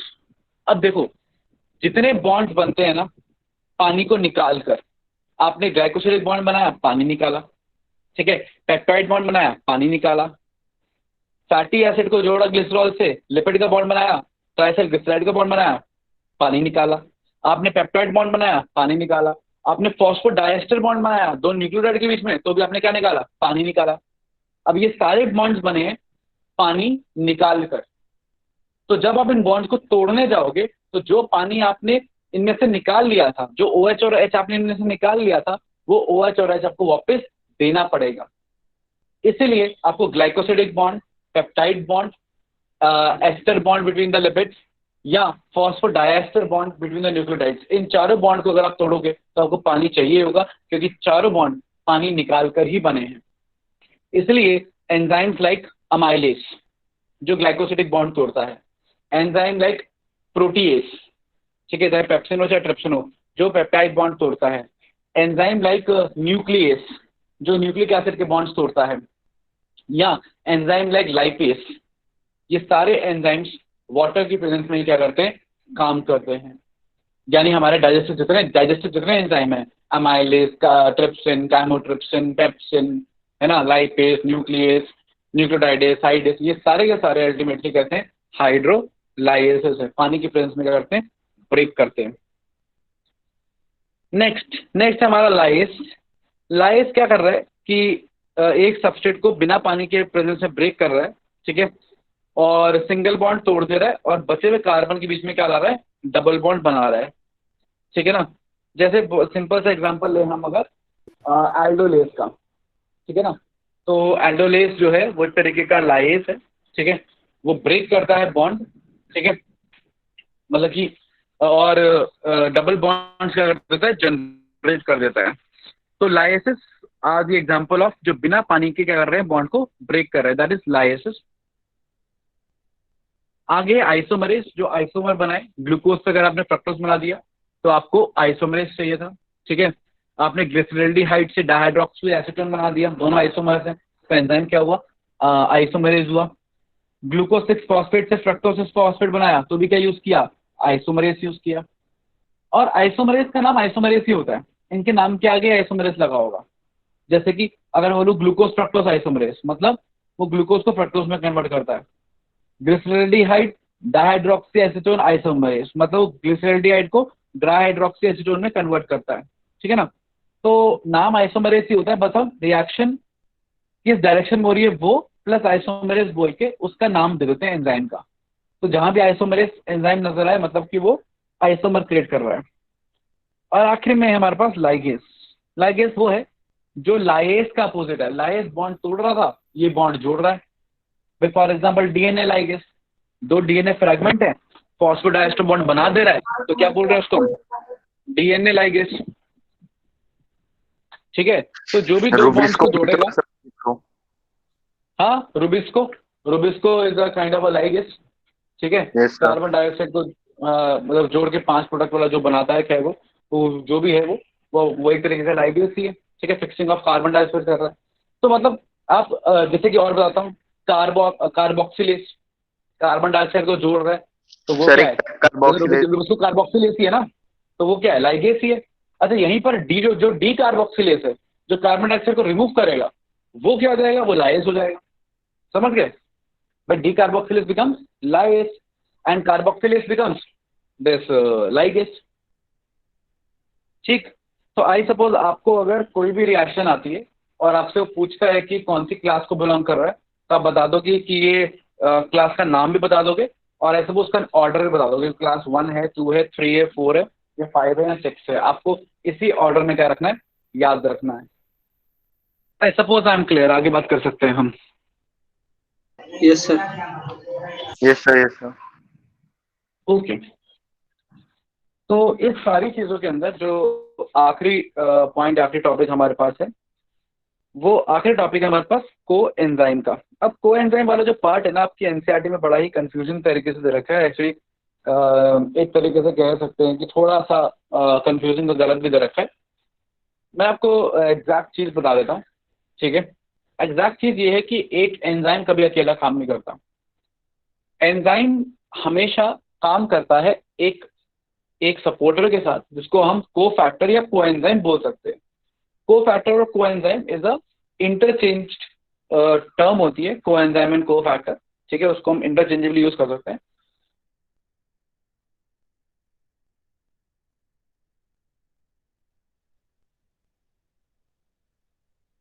अब जब ये इससे जुड़ जाता है तभी एक एंजाइम क्या कर पाता है, काम कर पाता है। Coenzyme the protein part, the enzyme part is known as the holoenzyme, ठीक है। मतलब एक एंजाइम में से आप उसका नॉन प्रोटीन पार्ट निकाल लीजिए, ठीक है ना, उसमें से उसका को फैक्टर निकाल लीजिए या को एंजाइम निकाल लीजिए, तो फिर जो बचेगा वो सिर्फ प्रोटीन पार्ट बचेगा, उसे हम बोलते हैं एपो एंजाइम, ठीक है ना। तो होलो एंजाइम में से माइनस कर दिया हमने को फैक्टर, तो हमारे पास जो प्रोटीन पार्ट बना उसको हमने बोला एपो एंजाइम। या हम सिंपली ये बोल सकते हैं कि apoenzyme plus cofactor या coenzyme is equal to complete enzyme यानी होलो एंजाइम। अब इसके जरा डिटेल्स के बारे में बात करते हैं। अब को एंजाइम जो होते हैं, को फैक्टर्स होते हैं ना, वो अलग अलग तरीके के होते हैं। कुछ को एंजाइम्स ऐसे होते हैं, ठीक है ना, जो सिर्फ और सिर्फ मेटल आयंस हैं। Sorry, I am very sorry, कुछ को एंजाइम्स कुछ ऐसे होते हैं जो कि प्रोस्थेटिक ग्रुप्स हैं। मतलब कि प्रोस्थेटिक ग्रुप हम उन को एंजाइम्स या को फैक्टर्स को बोल रहे हैं जो इंटीग्रेटेड पार्ट हैं एक एंजाइम के, मतलब एंजाइम का हिस्सा है, एंजाइम से टाइटली बाउंड है। उस तरीके के स्ट्रक्चर्स को हम बोल देते हैं प्रोस्थेटिक ग्रुप। जैसे हमारे पास एक एंजाइम है कैटालेस एंड पेरोक्सीडेज। अब कैटालेस और पेरोक्सीडेज ये आप जानते हो, ठीक है ना, ये हाइड्रोजन पेरोक्साइड को ब्रेक करता है, मतलब हमारी बॉडी में रिएक्टिव ऑक्सीजन स्पीसीज को डीजनरेट करने में हेल्पफुल है। तो कहने का मतलब ये है कि जो कैटालेस और पेरोक्सीडेज है, ठीक है, जो पेरोक्सिसोम्स के अंदर पाए जाते हैं, एंड पेरोक्सिसोम्स एक तरीके के सेल ऑर्गेनेल्स हैं, ठीक है, जो हमें रिएक्टिव ऑक्सीजन स्पीशीज से बचाते हैं। और इन दोनों के अंदर पेरोक्सीडेज और हाइड्रोजन इसके अंदर कैटालेस, ये एनसीईआरटी के एग्जांपल्स हैं, पेरोक्सीडेज एंड कैटालेस जो हाइड्रोजन पेरोक्साइड को ब्रेक करते हैं। इन दोनों के अंदर जो प्रोस्थेटिक ग्रुप है वो हीम है। अब हीम इनका इंटीग्रल पार्ट है, मतलब हीम बाहर से आके नहीं जुड़ रहा, वो हीम इन्हीं का पार्ट है। अगर कैटालेस की बात करें तो हीम ऑलरेडी जुड़ा हुआ है, पेरोक्सीडेज की बात करें तो हीम ऑलरेडी जुड़ा हुआ है। अब ये वही हीम है जो हीमोग्लोबिन के अंदर होता है, पता है आपको, आयरन बीच में और उसका एक टेट्रा स्ट्रक्चर, तो ये वही हीम है, ठीक है। अब एक और इंटरेस्टिंग बात बताता हूँ मैं आपको, अगर आप हीमोग्लोबिन की बात करें तो हीमोग्लोबिन में भी हीम क्या है, प्रोस्थेटिक। तो जरूरी नहीं है कि प्रोस्थेटिक ग्रुप किसी एंजाइम का ही हो, ठीक है ना। किसी एक प्रोटीन का कोई इनऑर्गेनिक कंपोनेंट अगर इंटीग्रल पार्ट है तो उसको हम प्रोस्थेटिक ग्रुप बोल सकते हैं, अगर वो इंटीग्रल पार्ट उसका कि उसके फंक्शन में हेल्प कर रहा हो। जैसे एंजाइम का फंक्शन है रिएक्शन को कैटालाइज करना, और हीम उसको कराने में हेल्प कर रहा है, तो वो प्रोस्थेटिक ग्रुप है। हीमोग्लोबिन में भी, हालांकि हीमोग्लोबिन को हम एक तरीके से एंजाइमिक पिगमेंट मानते हैं, लेकिन अगर आप देखें तो हीमोग्लोबिन का जो हीम है वही तो उसके फंक्शन के लिए रिस्पॉन्सिबल है, वही तो है जो ऑक्सीजन से बाइंड कर रहा है, ठीक है। तो वो भी उसका क्या है, प्रोस्थेटिक ग्रुप है, ठीक है। तो प्रोस्थेटिक ग्रुप एक जनरल टर्म है फॉर एनी इनऑर्गेनिक कंपोनेंट जो एक प्रोटीन का हिस्सा हो और इंटीग्रल हिस्सा हो, और वो उसके एक्शन में या जो भी वो काम कर रहा है प्रोटीन, उसके एक्शन में उसकी क्या करे, मदद करे। अब इन प्रोस्थेटिक ग्रुप्स को अगर हम निकाल दें तो बाकी बचे जितने इनऑर्गेनिक कंपोनेंट्स हैं, जितने जो लूजली बाउंड है, उन सबको हम जनरली बोल देते हैं कोएंजाइम्स या सिंपली कोएंजाइम्स, ठीक है। मतलब कोएंजाइम के अंदर प्रोस्थेटिक ग्रुप भी आता है, ठीक है। और प्रोस्थेटिक ग्रुप को अगर साइड में कर दें तो हमें जनरलाइज वे में बात करते हैं कोएंजाइम्स की, ठीक है। तो आप प्रोस्थेटिक ग्रुप को भी कोएंजाइम बोल सकते हो, इसमें कुछ भी गलत बात नहीं है, लेकिन आप कोएंजाइम को प्रोस्थेटिक ग्रुप नहीं बोल सकते। ये बात है कि आप एक प्रोस्थेटिक ग्रुप को कोएंजाइम बोल सकते हो, लेकिन एक कोएंजाइम को आप प्रोस्थेटिक ग्रुप नहीं बोल सकते। अब जनरली कोएंजाइम्स कैसे अलग होते हैं, कोएंजाइम्स एंजाइम का हिस्सा नहीं होते, वो तो बस रिएक्शन में उसके पास आ जाते हैं। फॉर एग्जाम्पल, अगर एक एंजाइम है NAD डिहाइड्रोजनेज, अब NAD डिहाइड्रोजनेज जो एंजाइम है वो डिपेंडेंट है NAD पे, निकोटिनामाइड एडेनाइन डाइन्यूक्लियोटाइड पे। अब क्योंकि वो NAD पे डिपेंडेंट है इसलिए उसका नाम भी है क्या है, NAD डिहाइड्रोजनेज, ठीक है ना। अब NAD डिहाइड्रोजनेज हो गया एंजाइम, और वो डिपेंडेंट किस पे, NAD पे, और NAD पे उसका हिस्सा नहीं है, NAD बाहर से आएगा, हम डाइट में लेंगे, कहीं और से आएगा, ठीक है ना। और NAD आएगा तो ही वो रिएक्शन होगी। तो NAD क्या हो गया, कोएंजाइम हो गया, टाइटली बाउंड नहीं है लेकिन रिएक्शन में मदद कर रहा है, और इनऑर्गेनिक भी है। अच्छा, अभी जो NAD है जो एक कोएंजाइम है, इसको फुल फॉर्म देखें तो क्या है, निकोटिनामाइड एडेनाइन न्यूक्लियोटाइड। अभी निकोटिनामाइड एडेनाइन न्यूक्लियोटाइड के अंदर निकोटिनामाइड है, और ये निकोटिनामाइड है ये आपका विटामिन है, ठीक है। कौन सा विटामिन है, दिस इज विटामिन नियासिन, ठीक है ना। ये विटामिन बी की फॉर्म है, ठीक है ना, B3, विटामिन B3 है आपका नियासिन। और ये जो विटामिन B3 है नियासिन या निकोटिनामाइड, ये इंपॉर्टेंट कंपोनेंट है निकोटिनामाइड एडेनाइन डाइन्यूक्लियोटाइड का। मतलब निकोटिनामाइड एडेनाइन डाइन्यूक्लियोटाइड बना ही किससे है, विटामिन की मदद से बना है, और फिर ये विटामिन जुड़ गया कोएंजाइम से, और फिर ये कोएंजाइम जुड़ा एंजाइम से, और इसने क्या कराई, रिएक्शन कराई। और सारे के सारे कोएंजाइम कहीं ना कहीं किसी ना किसी विटामिन से ही काम करते हैं। भाई एग्जांपल ले लें FAD का, फ्लेविन एडेनाइन डाइन्यूक्लियोटाइड, तो इसके अंदर फ्लेविन कहाँ से आ रहा है, फ्लेविन आ रहा है राइबोफ्लेविन से, और राइबोफ्लेविन क्या है, विटामिन B2। तो कहने का मतलब ये है कि यहाँ पर विटामिन B2 काम कर रहा है, ठीक है। कुछ एंजाइम के अंदर विटामिन B3 काम कर रहा है और B1 काम कर रहा होगा, थियामिन। तो विटामिन एसोसिएट होते हैं कोएंजाइम से, और फिर कोएंजाइम एक रिएक्शन को क्या कराते हैं, कैटालाइज कराते हैं। और यही इंपॉर्टेंस है विटामिन की। पूछना कि विटामिन डाइट में क्यों चाहिए, विटामिन डाइट में इसलिए चाहिए क्योंकि वो बहुत सारे कोएंजाइम्स उन विटामिन पे क्या रहते हैं, डिपेंडेंट रहते हैं। तो कोएंजाइम की खास बात एक और ये होगी कि they are dependent on vitamin for their actions.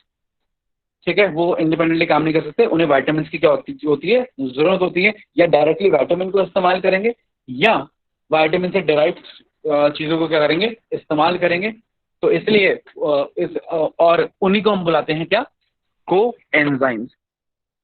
तो आई सपोज डिफरेंस क्लियर है आपको को एंजाइम्स और स्पेसिफिकली प्रोस्थेटिक ग्रुप्स में, कि प्रोस्थेटिक ग्रुप एक तो वाइटामिन इस्तेमाल नहीं करेंगे जनरली, दूसरा वो इंटीग्रेटेड पार्ट रहेंगे, ठीक है, तीसरा वो टाइटली बाउंड रहेंगे। कोएंजाइम्स हालांकि लूजली बाउंड होंगे, सिर्फ रिएक्शन टाइम पे सामने आएंगे, और किसको इस्तेमाल करेंगे, वाइटामिन को इस्तेमाल करेंगे। तीसरे तरीके के जो को फैक्टर्स हैं वो है आयंस, सिंपल इनऑर्गेनिक आयंस। अब इनऑर्गेनिक आयंस एनसीईआरटी में एक ही एग्जांपल दिया है, जैसे कि जिंक दिया है। Zinc is an inorganic enzyme जो काम करता है फॉर कार्बोक्सी पेप्टाइडेस। ये carboxy peptidase is a part of pancreatic juice, और ये प्रोटीन की डाइजेशन के लिए रिस्पॉन्सिबल है। इसको एक्टिवेट करने के लिए, इसको काम करने के लिए जिंक काम करता है। और कुछ एग्जांपल्स आपके एनसीईआरटी के और हैं, जैसे कि chlorine. Chlorine is an inorganic ion, और वो इस्तेमाल होता है इन द रिएक्शन ऑफ स्लाइवियम आइलेज। स्लाइवियम आइलेज को एक्टिवेट करने के लिए क्लोरीन रिस्पॉन्सिबल है। और एनसीईआरटी में एक एग्जांपल और है, अगर आप ध्यान देंगे, मॉलिबेडनम इन डाइनाइट्रोजनेस। अभी आपने पढ़ा है, जो आपका बॉटनी में चैप्टर आता है नाइट्रोजन फिक्सेशन का, जहाँ पे आप लेग हीमोग्लोबिन पढ़ते हैं, ठीक है ना, वहाँ पे आप डाइनाइट्रोजनेस एंजाइम की बात भी पढ़ते हैं, और वहीं पे आप बेडनम भी दिया है एनसीईआरटी में। तो कुछ चीज़ें एनसीईआरटी में अलग अलग जगह पे दी हुई है। तो जैसे मॉलिबेडनम है, वो डाइनाइट्रोजनेस एंजाइम के अंदर क्या है, इंपॉर्टेंट क्या है, को फैक्टर है। और आपको ये भी पता है Cu2+ cytochrome oxidase electron transport chain में आपने पढ़ा है कि कॉपर इंपॉर्टेंट रोल प्ले करता है, ठीक है ना, इन साइटोक्रोम ऑक्सीडेज, ठीक है। और अभी आपको पता है आयरन हीम का पार्ट है, इसलिए कैटालेस परऑक्सीडेज के लिए भी क्या कर रहा है, काम कर रहा है, ठीक है। तो ऐसे बहुत सारे आयंस हैं जो एज अ को फैक्टर काम करते हैं, या कई बार आयंस प्रोस्थेटिक ग्रुप का क्या होते हैं, पार्ट होते हैं। जैसे आयरन पार्ट है आपके हीमोग्लोबिन का, ठीक है। तो इस तरीके की चीज़ों को हम बोल देते हैं इनऑर्गेनिक आयंस, और वो भी को फैक्टर की तरह काम कर सकते हैं। तो इतना ही है एंजाइम्स के बारे में, आपको सारी चीज़ें क्लियर होनी चाहिए कि एंजाइम कैसे काम करता है, कॉम्पिटिटिव नॉन कॉम्पिटिटिव इनिबिशन क्या है, एक्टिव साइट क्या है, ठीक है, टेम्परेचर, पीएच और सब्सट्रेट कॉन्सेंट्रेशन से एंजाइम कैसे इफेक्ट होता है, क्लासेस ऑफ एंजाइम क्या है, को फैक्टर, को एंजाइम और आयंस क्या है, इनमें क्या डिफरेंस है। तो आई सपोज आपको ये सारी बातें क्लियर है। यहाँ से कोई क्वेश्चन अगर आता है तो आप उसको आंसर कर लेंगे। तो आज की क्लास में आपको इतना पढ़ा रहा हूँ। कोई डाउट्स हैं आपके डीपीपी से या जो भी थे, वो आप मुझसे पूछ लीजिए, फिर अगली बार सर बात अगर करेंगे। ये एंजाइम्स में से कोफैक्टर हटा दे तो फिर एंजाइम एक्टिविटी खत्म हो जाएगी? एंजाइम में से क्या हटा दिया हमने? कोफैक्टर्स। हाँ, अब जो एंजाइम को फैक्टर डिपेंडेंट है, जैसे कि हाँ मोस्ट एंजाइम होते ही हैं, उसमें से अगर आपने को फैक्टर को हटा दिया तो एंजाइम एक्टिविटी यस आप कह सकते हैं कि कम क्या हो जाएगी, आप ये हम कह नहीं कह सकते रहा हैं सर, खत्म ही मैं हो जाएगी। बंद हो जाएगी, खत्म। हाँ, खत्म हो जाएगी। क्यों? मैं आपको एक सिंपल एग्जांपल दूं, मैं पाइवरेट डिहाइड्रोजनेस है, उसको जो सबस्ट्रेट चाहिए काम करने के लिए, जो बेसिक चीज चाहिए काम करने के लिए, वो कंप्लीटली डिपेंडेंट ही है उस चीज वो उसके ऊपर, कोएंजाइम के ऊपर। कोएंजाइम ही नहीं होगा तो वो काम ही कैसे करेगा, ठीक है। जैसे हीमोग्लोबिन है, आप हीम ही हटा दोगे, आपने हीम हटा दिया तो भाई हीमोग्लोबिन किस काम कर रहा है, किसी काम का नहीं रहा। वो तो बस उसका स्ट्रक्चर ही बदल जाएगा, ओवरऑल हटा दिया तो स्ट्रक्चर ही बदल जाएगा, फंक्शन नहीं करेगा। सही बात है। Okay sir. और कोई डाउट डीपीपी से, कोई डाउट था किसी को? हाँ सर, डीपीपी में से है एक। बोलो क्या क्या डाउट है, क्वेश्चन बता दो, ऐसे आइडिया दे दो, बता दूंगा मैं। सर वो स्ट्रक्चर दे रखा था उसका, क्या बोलते हैं, लूज कनेक्टेड टिश्यू वाला। लूज कनेक्टिव टिश्यू का स्ट्रक्चर रखा था, अच्छा हाँ, फिर? तो सर उसमें ना लेबलिंग जो थी वो तो, मतलब मैंने सही आंसर करा था, पर उसमें लेबलिंग का आंसर गलत दे रखा था। तुम्हारे पास स्क्रीनशॉट है क्वेश्चन का? हाँ मतलब वो क्वेश्चन खुला हुआ है मेरे पास। हाँ, अब अपने स्क्रीन प्रेजेंट करो, दिखाओ जरा क्वेश्चन। सर एक मिनट।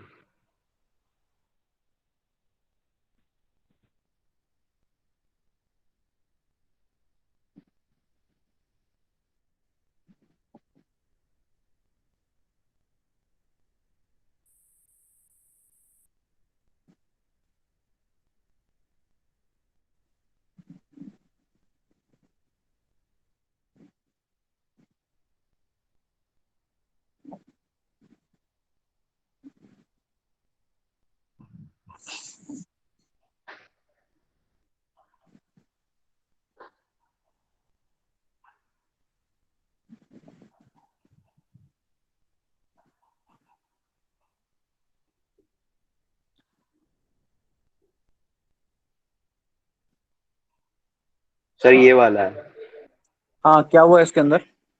सर, इसमें यही तो होगा सर, ये मैक्रोफेज है, ये फाइब्रोब्लास्ट है, कोलाजन, और ये मास्ट सेल ही तो है सर, डी। ए मैक्रोफेज है, बी जो है फिब्रोब्लास्ट है, सी कोलाजन है और डी मास्ट सेल है। हाँ ठीक है, क्या दिक्कत है? हाँ तो सर ये देखो ना, आंसर दे रखा है, ये देखो गलत है, इसका आंसर डी दे रखा था, ये लास्ट वाला ऑप्शन, इसलिए आंसर दे पूछा मैं। रखा है डी। आंसर डी दे रखा है, ए को मास्ट सेल बता रखा है।